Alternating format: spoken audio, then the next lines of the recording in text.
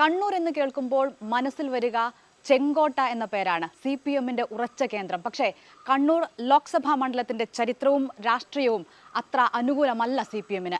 CPM-നെയും കോൺഗ്രസിനെയും മാറി മാറി പിന്തുണച്ച ചരിത്രമാണ് ഈ ലോക്സഭാ മണ്ഡലത്തിനുള്ളത്.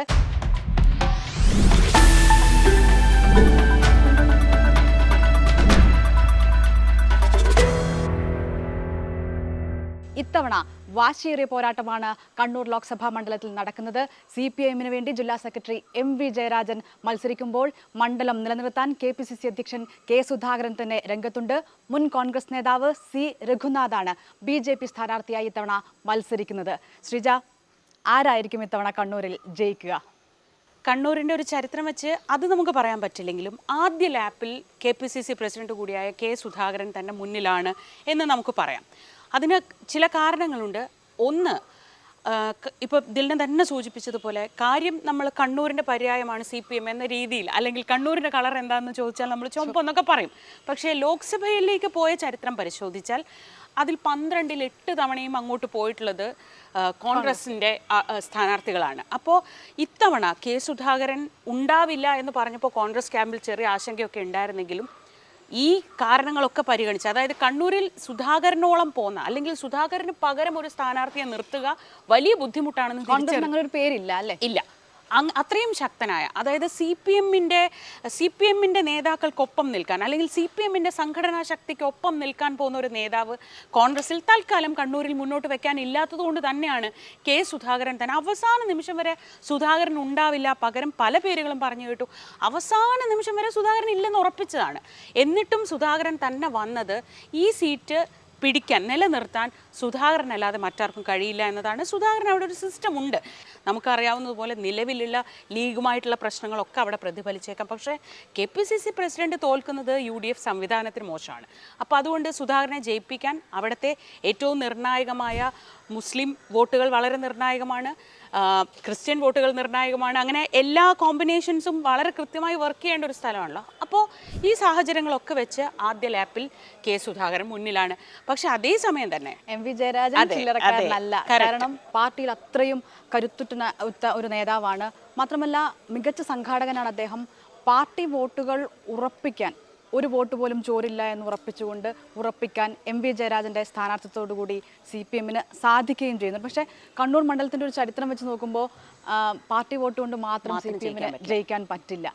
കണ്ണൂരും അഴീക്കോടൊക്കെ നിലവിൽ LDF-ന്റെ MLA-മാരാണെങ്കിൽ പോലും അതിന് രാഷ്ട്രീയ സാഹചര്യം പക്ഷേ അങ്ങനെയല്ല. UDF-ന് കൂടി വലിയ സ്വാധീനമുള്ള, ആർക്കും ജയിക്കാവുന്ന പോലുള്ള നിയമസഭാ മണ്ഡലങ്ങളാണ്. അതുകൊണ്ട് തന്നെ പാർട്ടിക്കപ്പുറം എത്ര വോട്ട്, നിഷ്പക്ഷ വോട്ടുകൾ എത്രത്തോളം ശേഖരിക്കാൻ പറ്റുന്നു എന്നതാണ് MV ജയരാജൻ്റെ വിജയത്തിന് ആധാരം. നമ്മളിപ്പോൾ CPM-ന്റെ പര്യായം കണ്ണൂർ എന്നൊക്കെ പറയുന്ന പോലെ തന്നെ BJPക്ക് കേരളത്തിൽ ഏറ്റവും ശക്തമായ ഒരു നേതാക്കളുള്ള, അല്ലെങ്കിൽ അവിടെ നിന്ന് ശക്തമായ ശബ്ദം കേൾക്കുന്ന ഒരു സ്ഥലമാണ്. ഏറ്റവും കൂടുതൽ CPM BJP ഈ എന്താ പറയുക ബലാബലം. അവിടെ വോട്ടിംഗ് വരുമ്പോൾ അത് വരില്ല. കഴിഞ്ഞ തെരഞ്ഞെടുപ്പിൽ CKP-യെ പോലെ, CK പത്മനാഭനെ പോലെ ഒരു ശക്തനായ നേതാവ് നിന്നിട്ട് പോലും ഒരു 7% കൂടുതൽ, 7%ലേക്ക് എത്താൻ കഴിഞ്ഞിട്ടില്ല.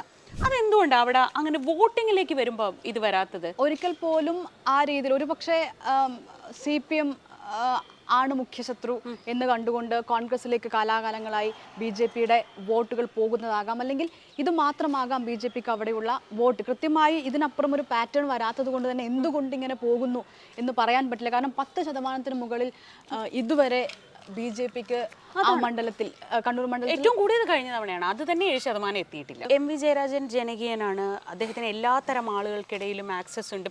പക്ഷേ ഈ മലയോര മേഖലയിൽ നമ്മളിപ്പം അറിയാം, നമുക്ക് ഏറ്റവും കൂടുതൽ എന്തൊക്കെ സർക്കാരിനെതിരെ എന്തൊക്കെയാണെന്ന് ചോദിച്ചാൽ അതിലൊന്ന് ഈ മാൻ അനിമൽ കോൺഫ്ലിക്റ്റ്, വന്യജീവി സംഘർഷമാണ്. അത് എത്ര കണ്ട് കണ്ണൂരിൽ പ്രതിഫലിക്കും? പ്രത്യേകിച്ച് മലയോര മേഖല വളരെ ശക്തമായിട്ടുള്ള ഒരു സ്ട്രെച്ചാണല്ലോ. മലയോര മേഖലയിൽ ഈ വയനാട്ടിലോ അല്ലെങ്കിൽ ഇടുക്കിയിലോ ഒക്കെ കാണുന്നത് പോലുള്ള വലിയ പ്രശ്നങ്ങൾ സത്യത്തിൽ കണ്ണൂർ ജില്ലയിൽ ഇല്ല. ആറളം മേഖലയിലൊക്കെ ചെറുതായി ആനശല്യങ്ങളൊക്കെ ഉണ്ടെങ്കിൽ പോലും വലിയ പ്രശ്നങ്ങളില്ല, ഘടകമായി വരില്ല എന്ന് തോന്നുന്നില്ല. പക്ഷേ ഈ പേരാവൂർ, ഇരിക്കൂർ തുടങ്ങിയ 2 മണ്ഡലം, അവിടെയുള്ള ഈ കുടിയേറ്റ ജനവിഭാഗം, അവരുടെ വോട്ടുകൾ, അത് എല്ലാ കാലവും UDF-ന് അനുകൂലമായിട്ടുള്ള വോട്ടുകളാണ്. എപ്പോഴും പേരാവൂർ നിലവിൽ യു.ഡി.എഫിൻ്റെ കയ്യിലാണ്, ഇരിക്കൂർ നിലവിൽ യു.ഡി.എഫിൻ്റെ കയ്യിലാണ്. കോട്ടയം DCC പ്രസിഡന്റ് വന്ന് വർഷങ്ങളായി കെ.സി. ജോസഫ് ഇരിക്കൂറിൽ നിന്ന് മത്സരിച്ച് വിജയിക്കുകയാണ്. അപൂർവതയാണ് അല്ലേ? ആ രീതിയിൽ ഉറച്ച യു.ഡി.എഫിന് അത്രയും ഉറപ്പുള്ള 2 മണ്ഡലങ്ങൾ അവിടെയുണ്ട്. അതോടൊപ്പം ഈ അഴീക്കോട്, കണ്ണൂർ, അതുപോലെ തളിപ്പറമ്പ് LDFന് നല്ല സ്വാധീനമുള്ള മേഖലയാണെങ്കിലും കഴിഞ്ഞ ലോക്സഭാ തെരഞ്ഞെടുപ്പിൻ്റെ കണക്കെടുത്ത് നോക്കുമ്പോൾ 2 മണ്ഡലങ്ങൾ മാത്രമാണ് LDFന് ഭൂരിപക്ഷം ലഭിച്ചത്. അതായത് PK ശ്രീമതിയെ K സുധാകരൻ തോൽപ്പിക്കുന്ന ആ ഘട്ടത്തിൽ. അത് മട്ടന്നൂരും ധർമ്മടം മണ്ഡലവുമാണ്. ധർമ്മടത്തന്ന് 4000-ഓളം വോട്ടിൻ്റെ ലീഡ് മാത്രമാണ് ശ്രീമതി ടീച്ചർക്ക് ഉണ്ടായിരുന്നത്. അപ്പം മട്ടന്നൂരും ഏതാണ്ട് 7000-ഓളം വോട്ട്. അപ്പം അത്രയും ഇടതു കോട്ടകളിൽ കൂടി കയറി ആളുകളുടെ വോട്ട് പിടിക്കാൻ കൽപ്പുള്ള ആൾ തന്നെയാണ് K സുധാകരൻ. പക്ഷേ ഇത്തവണ 2019 ഒരു സാഹചര്യമില്ല എന്നാണ് LDF വിലയിരുത്തുന്നത്. കാരണം 2019 രാഹുൽ ഗാന്ധിയുടെ വരവ് വലിയ രീതിയിൽ ഒരു വയനാടിനോട് ചേർന്ന് കിടക്കുന്ന ഒരു മണ്ഡലം എന്ന നിലയ്ക്കും എന്താ പറയുക, K സുധാകരനെ പോലൊരു നേതാവ് നിൽക്കുമ്പോഴൊക്കെ അത് ഏറ്റവും ശക്തമായിട്ട് പ്രതിഫലിച്ച ഒരു സ്ഥലം. ഒരുപക്ഷെ സുധാകരൻ തന്നെ അത്ഭുതപ്പെട്ടു പോയി കാണുമെന്നൊക്കെ ആ സമയത്ത് നിരീക്ഷണങ്ങളൊക്കെ ഉണ്ടായിരുന്നു. അതായത് സുധാകരൻ ഏറ്റവും കൂടിയ വിചാരിച്ചിരുന്നത് 20,000 വോട്ടിൻ്റെ ഒക്കെ ഭൂരിപക്ഷമാണ്. പക്ഷേ ഇത് കയറി 1 ലക്ഷത്തിൻ്റെ അടുത്തേക്ക് പോകുന്ന ഒരു ഭൂരിപക്ഷമൊക്കെ വന്നപ്പോൾ പുള്ളി തന്നെ ഞെട്ടിപ്പോയി കാണുമെന്നൊക്കെ തമാശക്കൊക്കെ പറയുമായിരുന്നു. പക്ഷേ ആ ഭൂരിപക്ഷമൊന്നും ഇത്തവണ നമുക്ക് എന്തായാലും കണ്ണൂരിൽ പ്രതീക്ഷിക്കേണ്ട. പക്ഷേ എന്നാലും K സുധാകരൻ എന്ന് പറയുന്ന വ്യക്തി കൊടുക്കുന്ന ഒരു കരിസ്മയില്ലേ, അത് ജനങ്ങളിൽ എത്ര കണ്ട് പ്രതിഫലിക്കുന്നുണ്ട്? ഇപ്പോൾ ദിൽന കണ്ണൂരിൽ നിന്നുള്ള ഒരാളാണ്, ദിൽനയ്ക്ക് അറിയാമല്ലോ. അവിടെ എത്ര കണ്ട് ഈ സുധാകരൻ എന്ന വ്യക്തിയുടെ പ്രഭാവം നമുക്ക് ഇപ്പോൾ കുറേ വിയോജിപ്പൊക്കെ ഉണ്ടാവാം. പലപ്പോഴും അദ്ദേഹം എവിടെ പോയാലും എന്തെങ്കിലും ഒരു പ്രശ്നം, എവിടെ പോയാലും ഇതാണല്ലോ സ്ഥിതി എന്നൊക്കെ പറയണ പോലെ നമുക്ക് ഏറ്റവും അവസാനം അറിയാവുന്നത് പത്രസമ്മേളനത്തിൽ മൈക്ക് ഓണായിരുന്നപ്പോൾ ഉണ്ടായ സംഭവമൊക്കെയാണ്.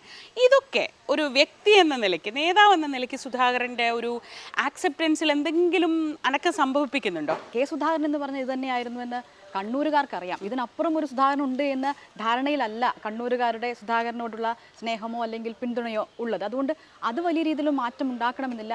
അപ്പോൾ പോലും KPCC അധ്യക്ഷനായിട്ട് അദ്ദേഹത്തിൻ്റെ പ്രകടനത്തെക്കുറിച്ച് വലിയ മതിപ്പ് സത്യത്തിൽ ജില്ലയിലടക്കം ഇല്ല എന്നൊരു പ്രശ്നമുണ്ട്. മറ്റൊന്ന്, പാർട്ടിക്കപ്പുറം അതായത് ഒരു കാര്യത്തിന് ചെന്ന് കഴിഞ്ഞാൽ അത് ചെയ്തു തരും, ഒരു MP എന്ന നിലയിൽ കാര്യങ്ങൾ നടക്കും തുടങ്ങിയ ഒരു ഫീൽ ആളുകൾക്കുണ്ട്. പാർട്ടിക്ക് കോൺഗ്രസിനപ്പുറമുള്ള വോട്ടുകൾ സുധാകരന് ലഭിക്കുന്നത് പലപ്പോഴും CPM വോട്ടുകൾ അടക്കം സുധാകരന് ലഭിക്കുന്ന സമയമുണ്ടായിട്ടുണ്ട്. അത് ഈ രീതിയിൽ കാര്യങ്ങൾ നടത്തി തരും, കാര്യങ്ങൾ ചെയ്ത് ഒരു നേതാവെന്ന നിലയിൽ നമുക്ക് എന്നൊക്കെയുള്ള ഒരു ഫീലുണ്ട്. അത് തന്നെയാണ് ആ സ്വീകാര്യതയ്ക്ക് പിന്നിലും, രാഷ്ട്രീയത്തിനപ്പുറം ആ സ്വീകാര്യതയ്ക്ക് പിന്നിലും അത് തന്നെയാണ് കാരണം. പക്ഷേ കഴിഞ്ഞ കുറച്ച് നാളുകളായി, പ്രത്യേകിച്ചും KPCC അധ്യക്ഷനായ ശേഷമുള്ള അദ്ദേഹത്തിൻ്റെ ഒരു ഇടപെടൽ, അദ്ദേഹത്തിൻ്റെ ഒരു ആ സ്വാധീനം കുറഞ്ഞോ എന്നൊരു സംശയം സത്യത്തിൽ ഉണ്ട്. കാരണം ഇതായിരുന്നില്ല ഒരുപക്ഷെ ആളുകളുടെ പ്രതീക്ഷ K സുധാകരൻ KPCCയുടെ തലപ്പത്തേക്ക് വരുമ്പോൾ. ഈ ലീഗുമായിട്ടുള്ള അസ്വാരസ്യങ്ങൾ, സമസ്ത ലീഗ്, ഈ ഒരു ഇക്വേഷൻ, സമസ്ത കുറച്ച് ഇടത് ഭാഗത്തേക്ക് ചെരിഞ്ഞ അല്ലെങ്കിൽ കുറച്ച് ഇടതുപക്ഷത്തോട് അടുപ്പം കാണിക്കുന്നുണ്ട്, ലീഗാകട്ടെ 3ാം സീറ്റ് എന്നൊക്കെ പറഞ്ഞ് ഒരു പ്രചരണം ഉണ്ടാവുകയും അവസാനം അത് അഗ്രി ചെയ്യുകയൊക്കെ ചെയ്തെങ്കിലും ലീഗിനകത്ത്, ലീഗ് അണികൾക്കിടയിൽ ഇത് ഒരു ചെറിയ രീതിയിലെങ്കിലും ഒരു അസ്വാരസ്യം സൃഷ്ടിച്ചിട്ടുണ്ടോ? സുധാകരൻ എന്ന നേതാവ് വരുമ്പോൾ ലീഗിന് അങ്ങനെ മാറി നിൽക്കാനോ അല്ലെങ്കിൽ ചെറിയൊരു പരിഭവം ഉണ്ടെങ്കിലും അത് പ്രകടിപ്പിക്കാനൊക്കെ കഴിയും, അതിനെ അതിജീവിക്കാൻ ഒരു പക്ഷേ സുധാകരന് കഴിയില്ലേ? മുസ്ലിം ലീഗുമായി ഇപ്പോൾ ഉമ്മൻചാണ്ടിയെ കുറിച്ചൊക്കെ പറയുന്നില്ലേ, നമ്മൾ അത്രയും അടുത്ത ബന്ധമുള്ള നേതാവ്, അങ്ങനെ ഒരു നേതാവല്ല സത്യത്തിൽ K സുധാകരൻ. അപ്പോഴും കണ്ണൂരിലെ പ്രത്യേക സാഹചര്യത്തിൽ K സുധാകരനെതിരെ ഒരു പ്രത്യേക വികാരത്തിൽ മുസ്ലിം ലീഗ് നിൽക്കേണ്ട സാഹചര്യവുമില്ല. പക്ഷെ പൊതുവായി ഈ സമസ്ത വിഷയവും 3ാം സീറ്റ് വിഷയവും ഒക്കെ ചെറിയ രീതിയിൽ അസ്വസ്ഥതകൾ ഉണ്ടാക്കാം. 3 മണ്ഡലങ്ങൾ സത്യത്തിൽ, കണ്ണൂർ നിയമസഭാ മണ്ഡലം, അഴീക്കോട് നിയമസഭാ മണ്ഡലം, തളിപ്പറമ്പ്, ഈ 3 മണ്ഡലങ്ങളിലും ലീഗ് നല്ല വോട്ടുണ്ട്. പക്ഷേ ആ പ്രദേശങ്ങളിലെ ലീഗ് വോട്ട് കൃത്യമായ CPM വിരുദ്ധ രാഷ്ട്രീയം അങ്ങേയറ്റം പറയുന്ന ലീഗ് വോട്ടുകളാണ്. അതുകൊണ്ട് തന്നെ അത് സുധാകരന് കിട്ടും എന്ന് തന്നെ വേണം പറയാം. 3 ലക്ഷത്തോളം മുസ്ലിം വോട്ടുകൾ, അതും വലിയ നിർണായകമായൊരു കാര്യമാണ്. കാരണം ഈ ഒരു സാഹചര്യത്തിൽ, പ്രത്യേക രാഷ്ട്രീയ സാഹചര്യത്തിൽ CAA വലിയ ചർച്ചയായി ഉയരുന്നുണ്ട്.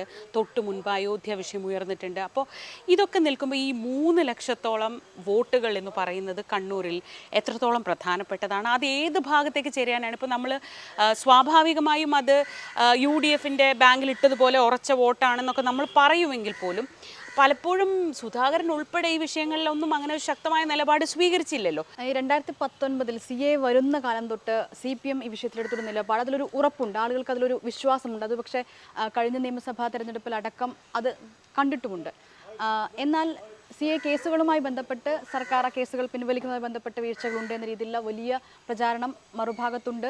അതും സ്വാധീനിക്കുന്ന ഘടകമാണ്. CAയുടെ കാര്യത്തിൽ ഒരുപക്ഷെ ആളുകൾക്ക് വിശ്വാസം അല്പം കൂടുതൽ LDFനെ ആണെങ്കിൽ പോലും ഇത്തവണ ഈ വിജ്ഞാപനം ഇറക്കിയതിന് ശേഷം കോൺഗ്രസ് ആ വിഷയത്തിലെടുത്തുള്ള നിലപാട് വളരെ ശക്തമായിരുന്നു. അവർ ആർജവത്തോടു കൂടി അതിലേക്ക് മുന്നോട്ട് പോയിട്ടുണ്ട്. അതുകൊണ്ട് CA വിഷയം ഇനി വരും ദിവസങ്ങളിൽ എങ്ങനെ അത് സ്വാധീനിക്കുമെന്നത് കണ്ടു തന്നെ അറിയണം. ഈ ഭരണവിരുദ്ധ വികാരം അത് CPMന്റെ ജില്ലാ സെക്രട്ടറി മത്സരിക്കുമ്പോൾ സ്വാഭാവികമായും അത് നേരിട്ട് ചോദിക്കാൻ പറ്റുന്ന ഒരാളാണ്. അപ്പം വന്നൊരു സ്ഥാനാർത്ഥിയല്ല. മറിച്ച് CPMന്റെ കാര്യങ്ങൾ ഏറ്റവും നന്നായി പറയാൻ പറ്റുന്ന ജയരാജനെ പോലൊരു നേതാവ്. അപ്പോൾ സർക്കാരിനോടുള്ള പല പ്രശ്നങ്ങളുണ്ട്. കഴിഞ്ഞ കുറേ നാളുകളായി പെൻഷൻ കിട്ടുന്നില്ല, സർക്കാർ വലിയ സാമ്പത്തിക ഞെരുക്കം അനുഭവിക്കുന്നുണ്ട്. അപ്പോൾ ഇത്തരം കാര്യങ്ങളൊക്കെ ഒരു സർക്കാരിൻ്റെ പ്രതിനിധി എന്ന നിലയ്ക്ക്, സർക്കാരിനെ നയിക്കുന്ന പാർട്ടിയുടെ പ്രതിനിധി എന്ന നിലയ്ക്ക് ജയരാജന് തിരിച്ചടിയായി വരാൻ ഇടയുണ്ടോ? അതെങ്ങനെ ബാധിക്കുമെന്നത് കണ്ടു തന്നെ അറിയണം. പക്ഷേ സർക്കാരിനെതിരെ, സംസ്ഥാന സർക്കാരിനെതിരെ ഒരു ഭരണവിരുദ്ധ വികാരമുണ്ട്. പക്ഷേ അത് പ്രതിഫലിപ്പിക്കേണ്ട, അത് വോട്ടാക്കി മാറ്റേണ്ട സമയം ലോക്സഭ ഇലക്ഷനാണോ അതോ അടുത്ത നിയമസഭ വരെ കാത്തിരിക്കണോ? ഇത് ഇങ്ങനെ ആളുകൾ ചിന്തിക്കുമോ? ഇതൊന്നും നമുക്കറിയില്ല. അത് നിയമസഭയിൽ LDFന് ചൂസ് ചെയ്യുന്ന കാലത്ത് പോലും ലോക്സഭയിൽ UDF എന്ന് ചൂസ് ചെയ്യുന്ന ഒരു പൊതു സ്വഭാവം കേരളത്തിനുണ്ടല്ലോ. അതുകൂടി നോക്കുമ്പോൾ ഒരുപക്ഷെ അത് UDFന് അനുകൂലമായി വരാനുള്ള സാധ്യത തന്നെയാണ്. എന്തായാലും ഭരണവിരുദ്ധ വികാരമുണ്ട്. ഇപ്പോൾ പെൻഷൻ്റെ ഉൾപ്പെടെയുള്ള കാര്യങ്ങൾ, പെൻഡിങ് പെൻഷൻ കൊടുക്കുന്നതിനെ കുറിച്ച് ഇപ്പോഴും സർക്കാർ പറയുന്നില്ല. അതത് മാസത്തേത് കൊടുത്തു തീർക്കാം എന്ന് സർക്കാർ പറയുകയാണ്. പക്ഷേ സാമ്പത്തിക പ്രതിസന്ധി ഉണ്ട്, കേന്ദ്ര സർക്കാരിൻ്റെ ഭാഗത്തുനിന്ന് വലിയ വീഴ്ചയുണ്ട് തുടങ്ങിയ രാഷ്ട്രീയ പ്രചാരണം ഒരുപക്ഷെ ജനങ്ങളിൽ, നവകേരള സദസ്സിൻ്റെ ഒക്കെ സമയങ്ങളിലൊക്കെ ജനങ്ങളിലേക്ക് എത്തിക്കാൻ ഒരു പരിധിവരെ. പക്ഷേ അതേ സമയത്ത് തന്നെ അത്രയും വലിയ സാമ്പത്തിക പ്രതിസന്ധി നേരിടുമ്പോൾ വലിയ വലിയ ആർഭാടങ്ങളുള്ള പരിപാടി നടക്കുന്നതിനുള്ള എതിരായ വിമർശനങ്ങൾ അതേ സൈഡിൽ ഉയർത്തിയ ആളാണ് ഇപ്പുറത്ത് മത്സരിക്കുന്ന സുധാകരൻ. അപ്പോൾ സത്യത്തിൽ കണ്ണൂർ മണ്ഡലത്തിൽ പൊരിഞ്ഞ പോരാട്ടം ആവും എന്നുള്ള കാര്യത്തിൽ ഒരു സംശയമില്ല. എല്ലാ കാലത്തും കണ്ണൂരിൽ അങ്ങനെയാണ്. വളരെ എന്താ പറയുക, അപൂർവമായ ഒരു സമവാക്യമാണ് കണ്ണൂരിൽ ഉണ്ടാവുക. അതായത് മണ്ണ് ചുമന്ന് കിടക്കുമ്പോഴും ലോക്സഭയുടെ തെരഞ്ഞെടുപ്പ് വരുമ്പോൾ ബൂത്തിലേക്ക് എത്തുമ്പോൾ മാറ്റിക്കുത്തുന്ന ഒരു സ്വഭാവം കണ്ണൂരിലെ ഈവൻ പാർട്ടി കേന്ദ്രങ്ങളിൽ തന്നെ വോട്ട് പോവാതെ ഒരിക്കലും സുധാകരന് ഇത്രയും വോട്ട് കിട്ടില്ലല്ലോ. ഒരു കാലത്തും മുല്ലപ്പള്ളി രാമചന്ദ്രൻ എന്ന MP-യെ കണ്ണൂരിൽ തോൽപ്പിക്കാൻ ആരെയൊക്കെ ഇറക്കണമെന്ന് എന്തൊക്കെ തരം പരീക്ഷണങ്ങൾ നടത്തി നോക്കിയിട്ടുണ്ട് അല്ലേ? അവിടെ AC ഷൺമുഖദാസ് വരുന്നുണ്ട്. അങ്ങനെ പല സ്ഥാനാർത്ഥികൾ പല രീതിയിൽ വരുന്നുണ്ട്. അവസാനം അബ്ദുള്ളക്കുട്ടിയാണ്